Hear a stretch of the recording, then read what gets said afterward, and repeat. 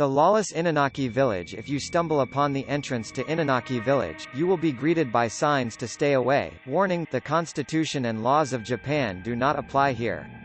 Sitting in the countryside of Kyushu's Fukuoka prefecture, this abandoned village is only accessible through a tunnel in which hundreds of workers were killed when it collapsed during its construction. The village was slowly abandoned for reasons that aren't entirely clear.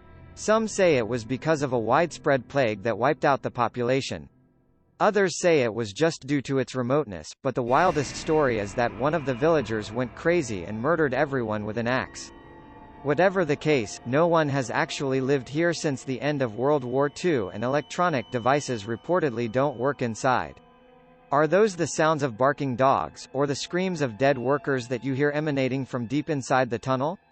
The doll that grows human hair. Back in 1918, a 17-year-old boy in Hokkaido bought a doll at the market for his 2-year-old sister, Okiku.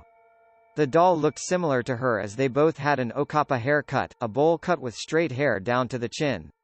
She loved the doll so much that she took it everywhere with her, even to sleep. When Okiku died months later, the family named the doll after her and prayed to it at their household shrine. It wasn't long after they noticed something strange happening. The doll's hair was gradually growing longer. Even after cutting it, the hair kept growing back. It was at that moment the family knew they messed up. Okiku's father gave the doll to Manin-ji Temple in Iwamizawa City, Hokkaido, where it can be visited to this day. No photos allowed. Scientists have analyzed the hair of the doll and concluded that it is real human hair, from a child. Freaky, the remoteness of the temple makes it extremely hard to access without a car, and even then it can be dangerous when there's heavy snowfall. Some ghost tours do take visitors here, but they are typically only in Japanese. In case you were thinking about trying to see this demonic doll for yourself. The human sacrifice of Muruoka Castle, Hatobashira, a type of human sacrifice, was practiced in Japan up until the 16th century. Workers would wall up live victims in pillars, dams, and other building foundations to appease the gods, who would protect the building from enemy attacks. Muruoka Castle in Sakai, Fukui Prefecture is home to one of the most famous Hatobashira stories. One of the castle walls kept crumbling down during its construction, no matter how it was reinforced. As a last resort, the workers suggested making a Hatobashira, and a woman named Oshizu was selected to be the sacrifice. She agreed to be sacrificed under the condition that her son would become a samurai. The castle was built successfully, but the promise to Oshizu was never fulfilled.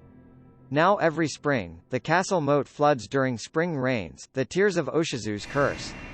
Red Room Curse. This modern scary story comes in the form of a computer pop-up and originated in the 1990s when personal computers were just starting to boom across Japan. The curse starts with a pop-up that appears on a victim's computer screen when they are alone in a room. It has a red background with black letters asking, "Do you like the red room?" It's impossible to close out of the pop-up, it's frozen on the screen, you won't be able to escape the room you're in when the pop-up appears, as the doors and windows will suddenly lock. Your body will be discovered days later, dead in your room, surrounded by walls painted red with blood.